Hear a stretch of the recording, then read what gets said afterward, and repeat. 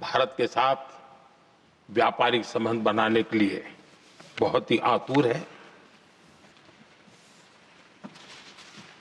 यूरोपीय संघ का ट्रेड डील हो, अमेरिका के साथ अभी हुआ जो ट्रेड डील हो, और कल हमारे पीयूष जी ने सदन में विस्तृत जानकारी भी दी है, और पूरा विश्व खुल करके इस ट्रेड डील का तारीफ कर रहा है। और उसमें जब यूरोपियन यूनियन के साथ ट्रेड डील हुआ तो विश्व को एक भरोसा हुआ कि अब वैश्विक स्तर पर स्थिरता की संभावना बढ़ेगी।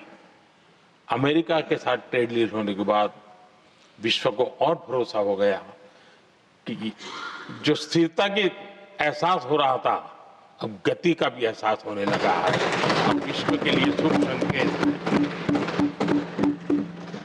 आदरणीय सभापति जी, इसका सबसे बड़ा लाभ हमारे देश के नौजवानों को होगा। और जब मैं नौजवान कहता हूं तो उसमें मध्यम वर्ग का भी नौजवान होता है, शहर का नौजवान भी होता है, गांव का नौजवान भी होता है, बेटा भी होती है, बेटी भी होती है। और इसलिए उसे टुकड़ों में न देखा जाए। मेरे देश के युवा के सामर्थ्य का हमें गौरव करना चाहिए, और उनके लिए पूरा विश्व बाजार अब खुल चुका है। अब उनके लिए अवसर ही अवसर है। और मैं उनको कहता हूं, आइए दोस्तों, मैं आपके साथ कंधे से कंधा मिला करके खड़ा हूं। हिम्मत कीजिए, बढ़िए। देश आपके साथ खड़ा है और दुनिया आपका स्वागत करने के लिए इंतजार कर रही है।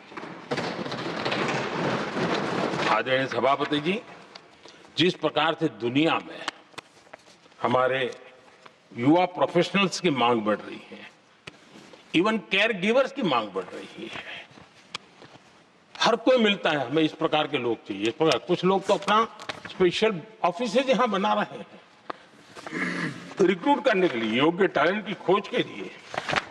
इसका मतलब हुआ कि भारत के प्रोफेशनल्स के लिए भी विश्व में बहुत बड़े अवसर बन रहे हैं।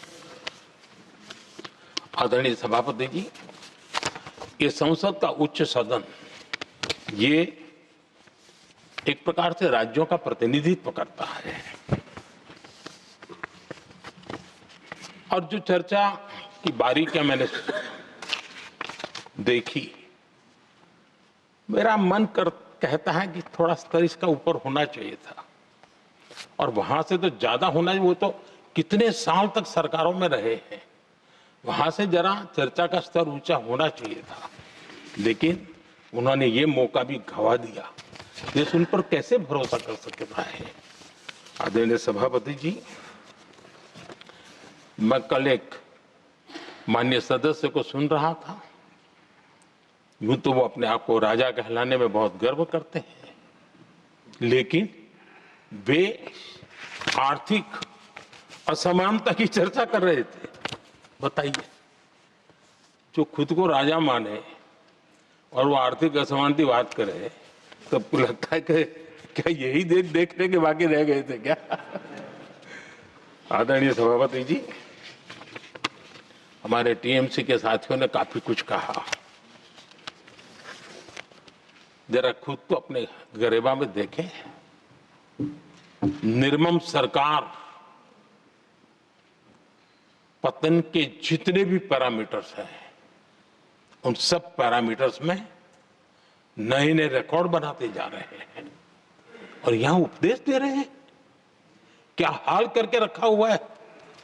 ऐसी निर्मम सरकार से वहां के लोगों का भविष्य अंधकार के अंदर डूब रहा है, लेकिन इनको कोई परवाह नहीं है। सत्ता सुख के सिवाय कोई आकांक्षा नहीं, और वे यहां उपदेश देते हैं। घुसपैठ, दुनिया का समृद्ध से समृद्ध देश भी अपने यहां गैर कानूनी नागरिकों को बाहर निकाल रहा है। हमारे देश में घुसपैठियों को बचाने के लिए अदालतों को तब तक प्रेशर पैदा किया जा रहा है। मेरे देश का नौजवान कैसे ऐसे लोगों को माफ करेगा? जो घुसपैठियों की वकालत करने के लिए ताकत लगा रहे हैं। और घुसपैठिए मेरे देश के नौजवानों के हक छीन रहे हैं, उनकी रोजी रोटी छीन रहे हैं, आदिवासियों की जमीन छीन रहे हैं, बेटे बेटियों की जिंदगी पर खतरे पैदा हो रहे हैं। लेकिन उनके लिए महिलाओं पर अत्याचार होते रहे। सत्ता नीति के सिवा कुछ करना नहीं, और वो यहां पर हमें उपदेश दे रहे हैं। और ऐसे चिंताजनक सभी विषयों पर आंखें मूंद करके बैठे हुए वो लोग हैं। एक हमारे माननीय सदस्य काफी कुछ बोल रहे थे, जिनकी पूरी सरकार शराब में डूब गई, जिनके शीश महल घर घर में नफरत का कारण बन गए, और शायद उनको ब्लैक शब्द ज्यादा पसंद है। हर एक का अपना अपना एक भूतकाल होता है।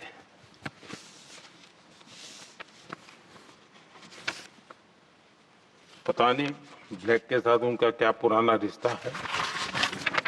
आदरणीय सभापति जी, ऐसे सभी साथियों से मैं आज जरूर कहूंगा,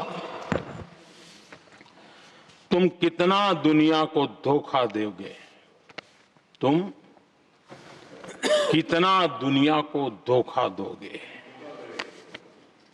आईना देख लिया तो अपनी सच्चाई कहां छिपाओगे।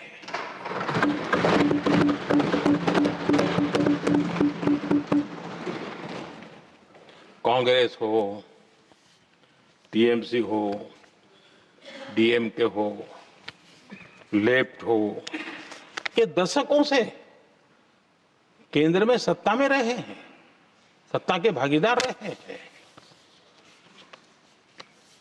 राज्यों में भी उनको सरकारें चलाने का अवसर मिला है, लेकिन उनकी पहचान क्या बनी। आज डील की चर्चा होती है तो गौरव से कहते हैं, तब डील की चर्चा होती थी तो बॉफोर्स डील याद आता था। ये डील होते थे।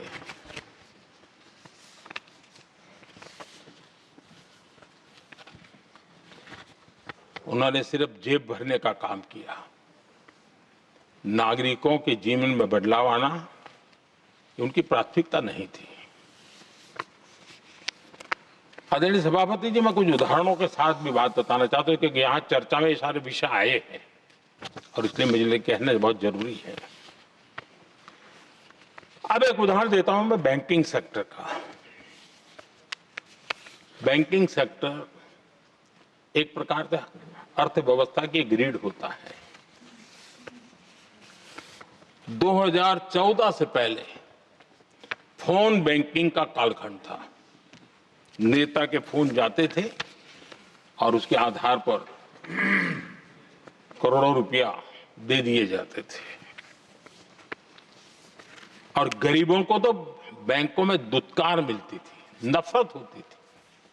देश की 50% से ज्यादा आबादी बैंक के दरवाजे तक नहीं देख पाई थी।